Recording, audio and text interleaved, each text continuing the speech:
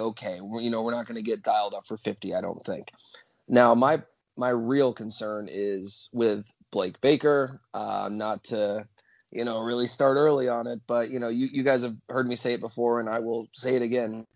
Like any level of success that we've had on the defensive side of the football this season, I feel has been related to our talent, the skill of the football players just as athletes and what they've done in their lives, and not anything to do with what Blake Baker is calling or what he's doing. I think it's purely a talent thing. So you don't think that the scheme and coaching has made the defense successful at times? Because absolutely not. I would agree. Yeah. Any successes, like I don't have a really different way to say it.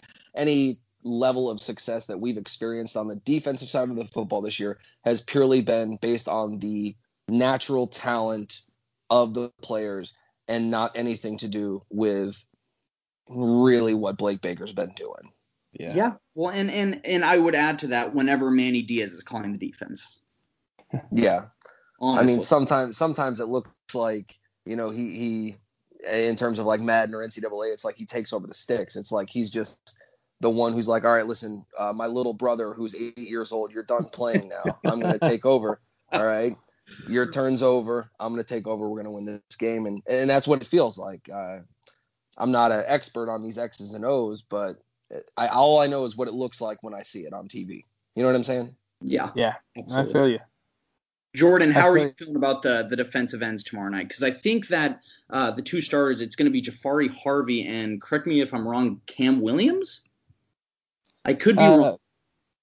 Yeah, that's what I assume it would be. Yeah. I mean, those guys, Cam Williams has looked really good this year in his playing time.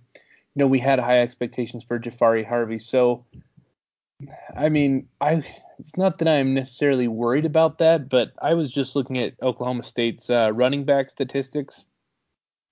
And as good as Chuba Hubbard is, like their number 2 running back pretty much had the same stats or better than he did.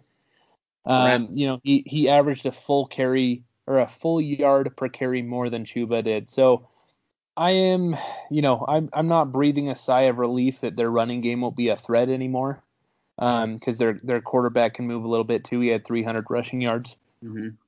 Is that Brown that you're looking at, the second running back? I think so. He might be out for tomorrow. Oh, okay, interesting. Mm-hmm. So if he's out, then Desmond Jackson will be the guy to watch. But I believe that he's gone off for about 135 yards in a game as well. So Jackson is number 2 in carries.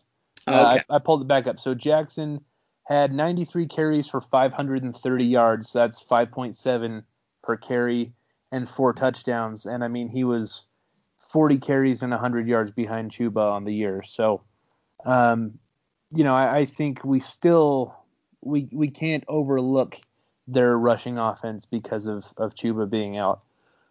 I don't know, man. I am excited to watch the defensive ends, though. I mean, because that's kind of the future of our defense right there. Like, hopefully we see some flashes that we can go into next year and be pretty hyped about our defensive end room still.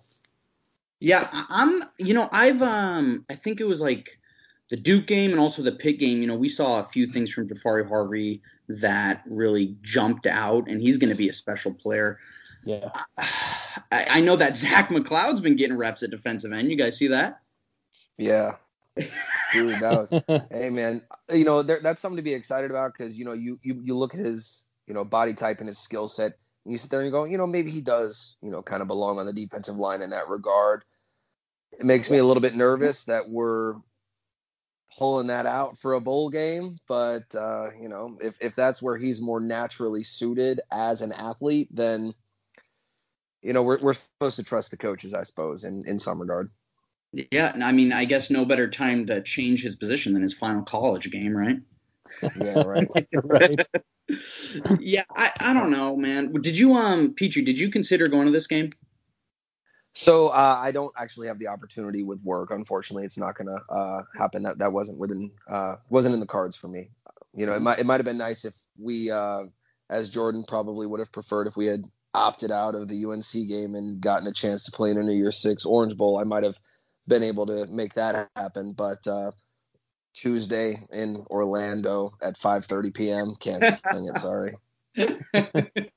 That sounds so shitty. I know. I mean, and again, just to say again, like, Jordan did say, hey, we could have opted out of this one and we would probably be in the Orange Bowl right now. Like, what a day and night kind of a difference. We're talking about a game Tuesday late afternoon, 5:30 p.m. The Cheez It Bowl. Like, I mean, versus like having like, a Saturday night, in the Orange Bowl, or something. Right. I don't know when the Orange Bowl is scheduled for. I didn't check it, but so this century, the Cheez It Bowl has changed its name 7 times. Like that, Wow. That is the prestige that we have been granted for this bowl season. Hey, well, you know what? It wasn't called the Cheez It Bowl last time, but this is the bowl. This is the last bowl game we've won, and the only bowl game that we won in all of the last decade. So, did you check how many times that the Orange Bowl has changed their name, Jordan? By chance?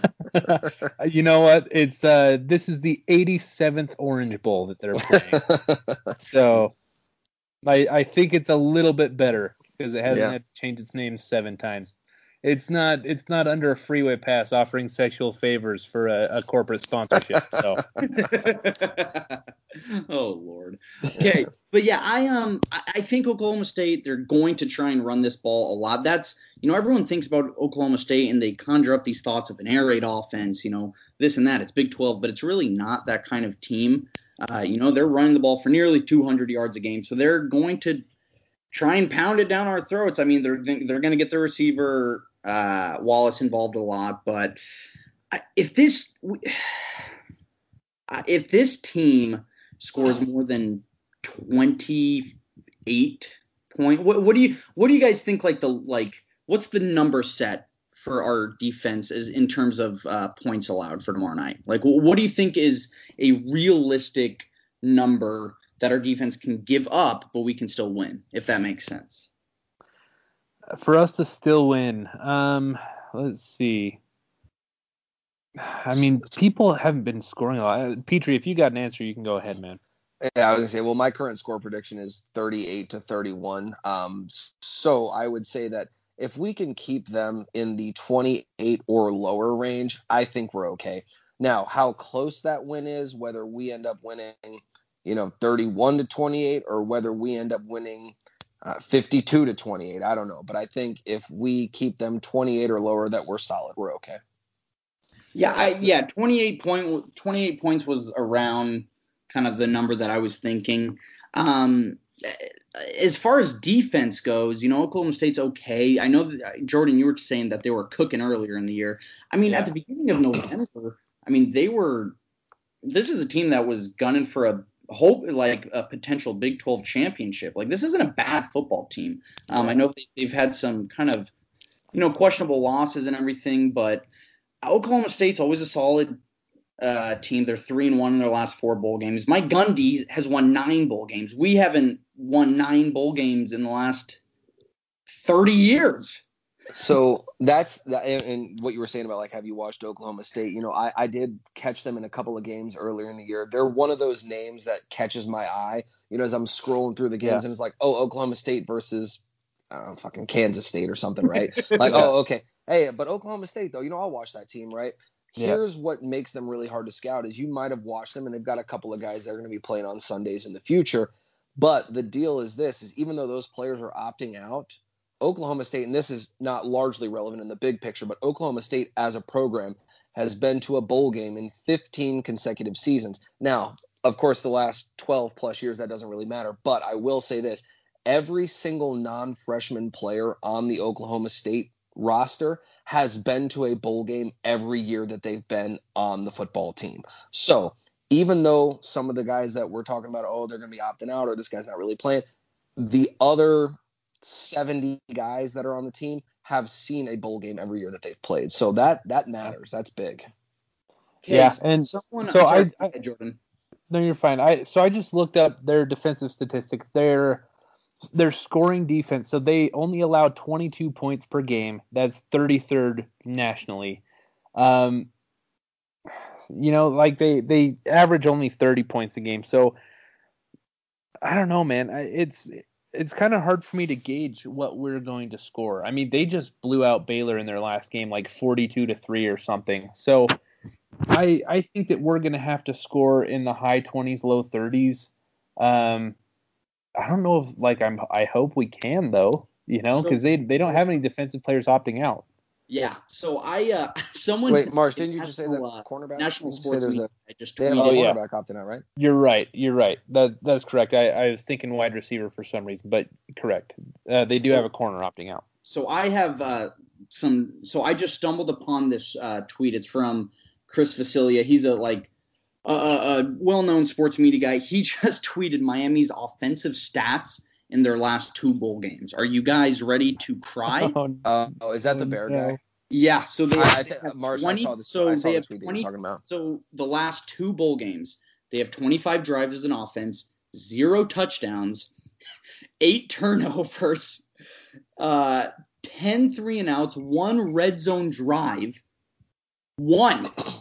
They have a QB rating of 11.9, and they're averaging just 198 yards of offense per game. So I'll tell you what. I'm sorry. I will say I know that it said the last couple of bowl games, and that's all fine and well. But I think that some of those numbers are skewed from last year. And Jordan, you might appreciate this. You're into this kind of stuff. This is one of my conspiracy theories. I firmly believe that when it came to the game last year, the bowl game last year, Enos knew he was fired, and he just kind of mailed in a half-ass performance. I almost cannot be convinced otherwise. He mailed that game in before it even started. And so, we didn't score any freaking points in the bowl game, but I believe that was, I'm not going to say by design of Enos. I'm not going to say he just full out quit, because he is a professional. He wants to have another job, but he knew he was getting fired. He wasn't coaching for his job. Right now, Blake Baker is coaching for his job. Enos knew he was fired before that game, though. Yeah, you know what? When you were talking about that, I just had the video clip pop into my brain and play of Enos chasing Jaron Williams down the sideline, yelling his name. Jared, after the Hail Mary, it just went so horribly. Yeah. Oh my gosh, dude, that game was. Let me ask you guys something. What bowl game was worse, last year's or the one against Wisconsin, the Pinstripe Bowl? Last year. Really? Yeah. So here's my thing. I don't know. A lot of people a lot of Canes fans, they're oh, fuck Wisconsin, this and that, because they've beaten us in a couple bowl games over the previous 4 or 5 years or so.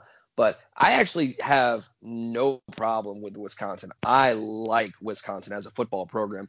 You take a bunch of 2-star guys that nobody's ever heard of, and you have a relatively almost always ranked team. Hey, they got my respect. And so, they ran all over us in those games. But, last year was definitely more embarrassing than any loss to Wisconsin. Wisconsin's a solid football program. Yeah, I have nothing but respect for a team like Wisconsin. They're the kind of team I could cheer for, honestly. Yeah. They're just a hard-nosed football team. That's my style. Yeah, I get you guys. I don't really know what to think. And it kind of just goes back to, I'm not even sure I can make a prediction score-wise, just because it goes back to what team are we going to see, Because if we see the team that showed up against Duke and Florida State and, played very good games against Louisville and NC State, where we just looked good. I mean, I guess our defense didn't look good in some of those games, but I felt like as a team we did. Then we're talking. But I mean, the problem is if Oklahoma State is any good, then we're probably in trouble. As bad as that sounds. We just have not shown up to play against any team worth their salt, and that's kind of embarrassing in my opinion. That's exactly what I was about to say. Any team that's worth a shit, we haven't done so well against. Yeah. And if we really want to start making those steps to become a relevant team again, I mean, it's great beating Duke, it's great beating, this and that, but sooner or later, you're going to have to start beating good teams Yeah. And remember the excitement that was around the program. We only